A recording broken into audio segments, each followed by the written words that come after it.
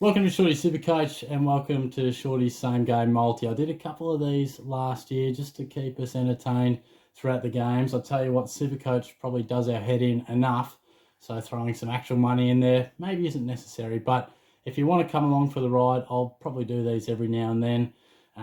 But look, off the top, I'm not encouraging you guys to gamble. I think if you've got 10, 20 bucks and you want to throw it around while you're watching Thursday, Friday night, be my guest. That's pretty much what I do. I put 20 bucks down.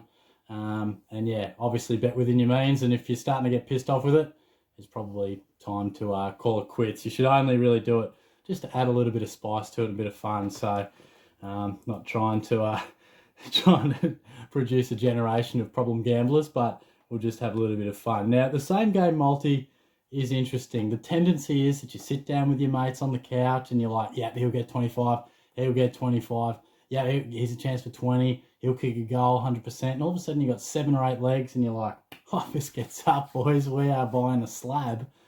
But you fall 1 or 2 short every time. It rarely comes through. So what is tricky is trying to just condense it and be happy with that. I've found, I used to put in heaps of guys, and you think, yeah, surely that could happen. Then the game starts, and you've got half of their midfield, all the halfback flankers on the ground, and you're like, Jesus, this almost mathematically can't happen.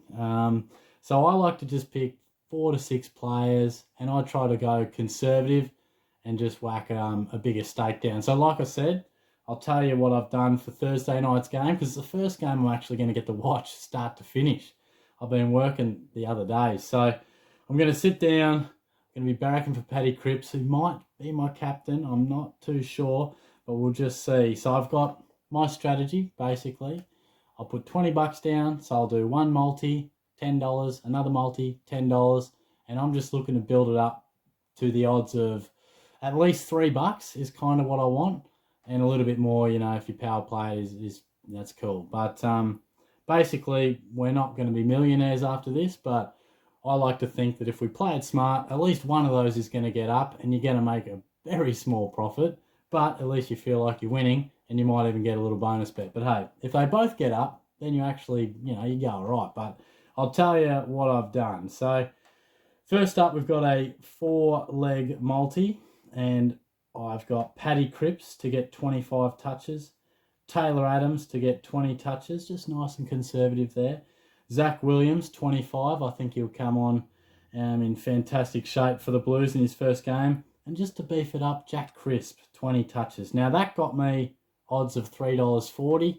I'm not sure how much that might have changed. I'm not sure if I power played at the time or not. But hopefully you can get around that mark, chuck a 10 on it, all going well. We'll get 34 bucks back.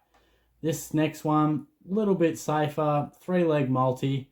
I've got Jordan De Goey as sort of the beef in this one to get 20 touches. Now, that was at about $1.67, which I reckon's decent value. And I've got Taylor Adams, 25.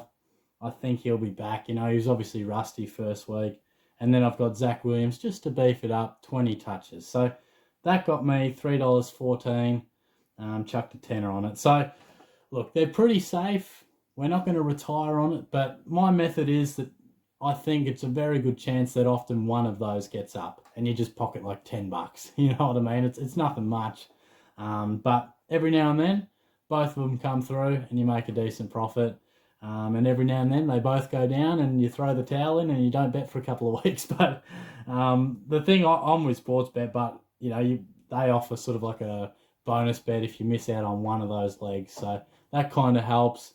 But yeah, like I said, we're not doing this to try and retire. We're just trying to add a little bit of flavour to it.